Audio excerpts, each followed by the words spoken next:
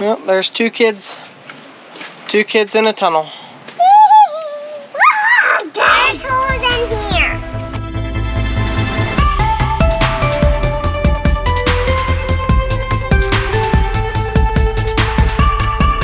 Sarah and I are going to venture back down to this arch cave area because it's awesome and I don't want her to miss it. Yeah, then I gotta climb up this hill again, so what a cool place this is. Silver Mine Arch.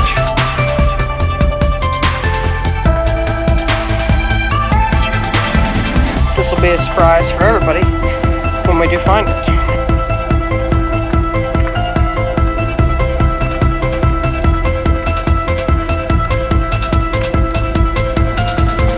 The forests here in Kentucky are pretty similar to Pennsylvania.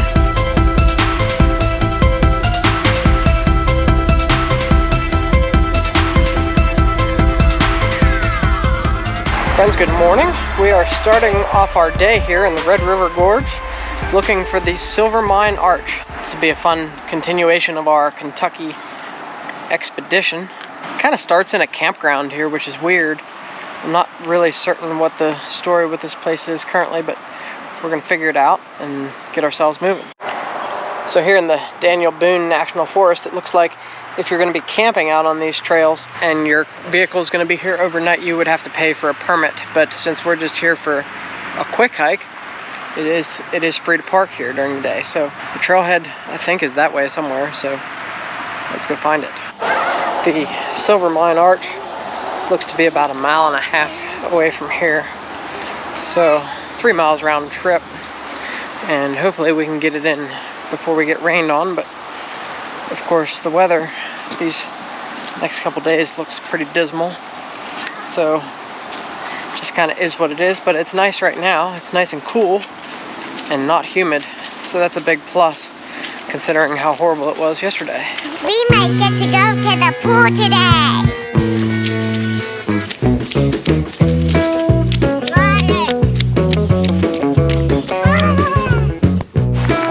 So one thing to note as we walk through here is the forests here in Kentucky are pretty similar to Pennsylvania. I'm not seeing a whole lot of unfamiliar plant material, although whatever that is different.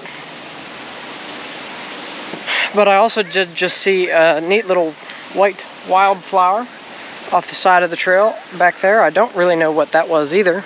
Maybe I'll do some research and figure it out, because it was very pretty. It's the only one of those I've seen. And we've got, I don't know, like 3/4 of a mile left to go to the arch. Yeah, the arch is what's significant here, the River Gorge. I believe it's the highest concentration of them east of the Mississippi. And they are truly spectacular. And really the sole reason why you would come here to the Red River Gorge. Well, the woods are starting to open up just ahead of us here, so I believe we're on the verge of something. I'm not exactly positive what is out here. All Trails says it's a cave. I had Silver Mine Arch on my list, but I can't remember why or what it is that we're going to see. So this will be a surprise for everybody when we do find it.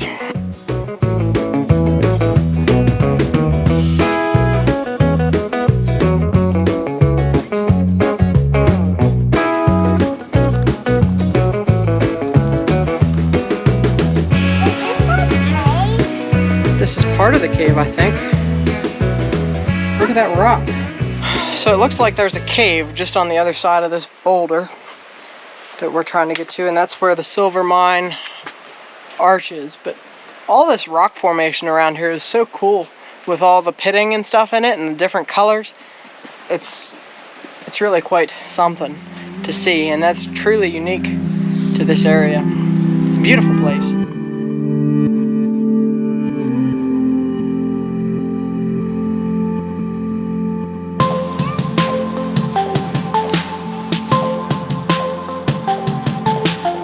Go down there, but you'll just have to give me a second here, because we can't run around here.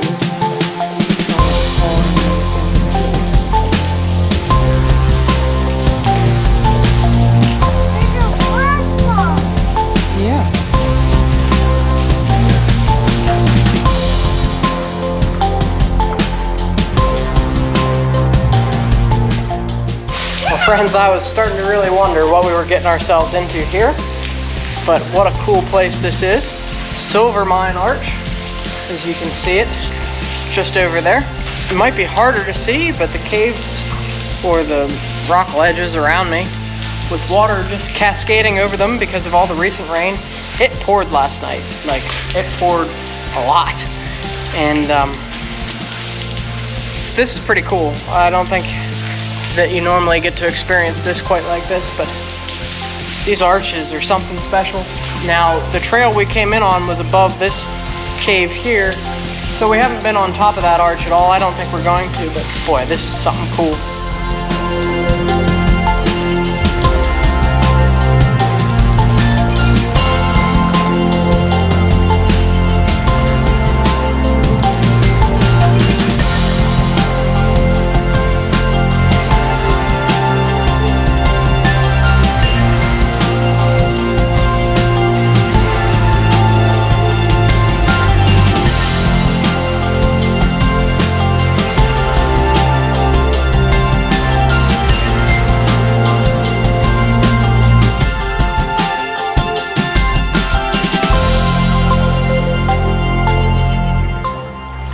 Well, friends, this place is just something special. It kind of reminds me of the Rock House at Hocking Hills, which was a really cool formation.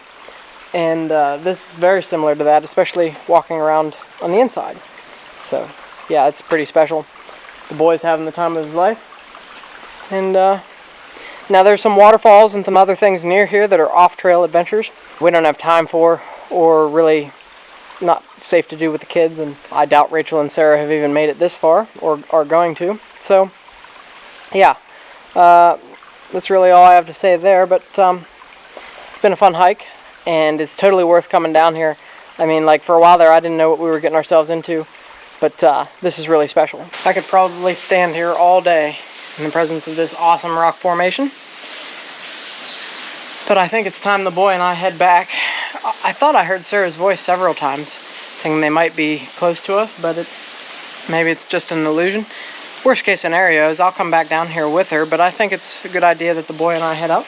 This was really worth the mile climb down the hill. I would like to have been like the first person to discover this. Wouldn't that have been cool? And it's like, how did someone even get here to discover this without there being like the trails and steps and things that there are now?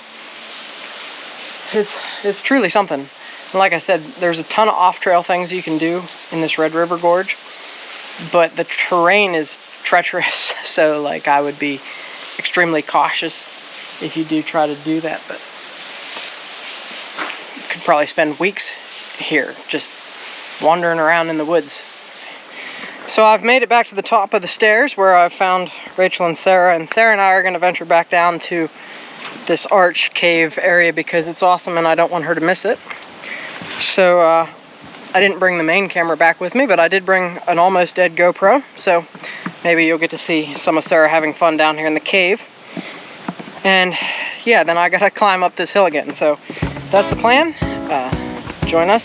Sarah, are you excited to go see this cave? Okay.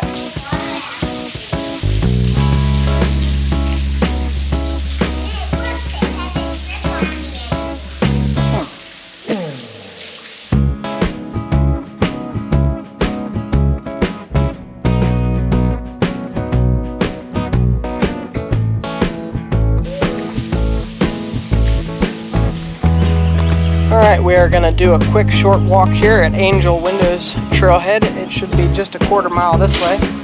And as far as I can remember, there's might be 2 arches, and they're like windows you can look through. So let's get these kids on the trail and see what we see. We lost him.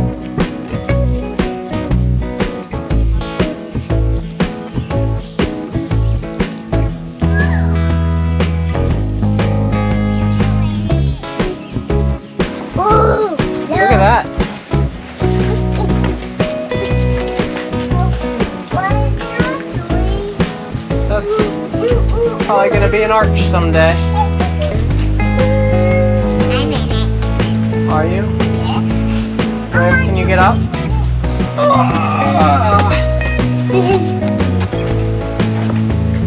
Oh, there's two kids in a tunnel.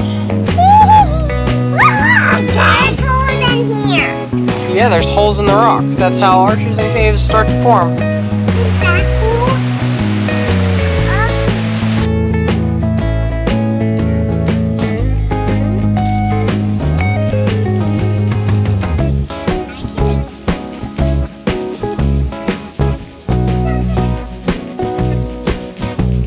Well, we have reached Angel's Windows. There's one small arch there, and then another just over here, and you can see through into the little canyon over there. It's pretty cool. I'm sure there's like a waterfall or something over there because you can hear water. Just some more neat sandstone features, and it's pretty neat. All these little holes. There's like a little mini arch right there above William's head, and then all these really pretty red flowers that the kids are enjoying. But yeah, what another neat feature. Some more caves and crevices over here.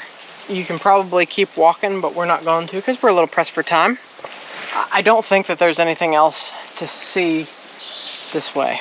So, but yeah, a neat little arch and a nice little short hike. A lot of bang for your buck. We've been finding lots of pretty red flowers. You like the red flowers? Yeah. Okay, you can go through one more time. William, stop throwing sand.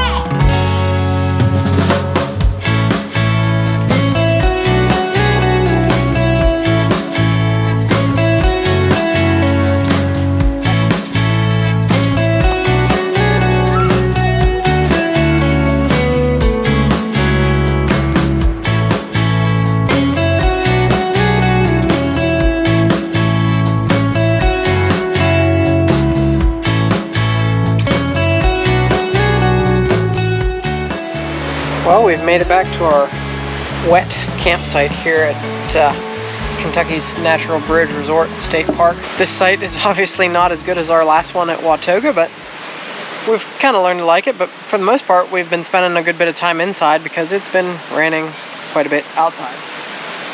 Our plan, though, later today is to have a nice fire and grill some chicken out here. So this site does have a water hookup, although it is quite far away.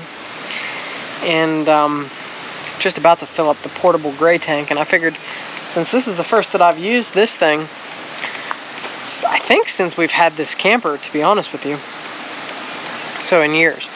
With this rig, it seems like gray tank capacity is not our limiting factor, it's water supply. Here we have water hookup, so water supply isn't the issue, but gray tank capacity is going to be, just because of how hot and muggy it is, we're sweating a lot, so we need showers. The dump station is just right down there, so I just fill this tote up with shower water, the dirty shower water, and hook it up to the truck and tote it up there. So that's what we're going to do. I forget how many gallons this thing is, but we've only showered once so far, each of us. That shouldn't be enough water to fill this thing up, and I have the kitchen tank isolated, so we're not getting any of the nasty water from the dishwater. And certainly you would never want to use this thing for black water. That's just a recipe for disaster. Doing this now should allow us each 2 more showers, assuming I can get the gray tank fully empty, and that'll get us through Sunday. Now what's really stupid about this, number one, this is always higher than that, and number two, like it's just droopy. It's just stupid.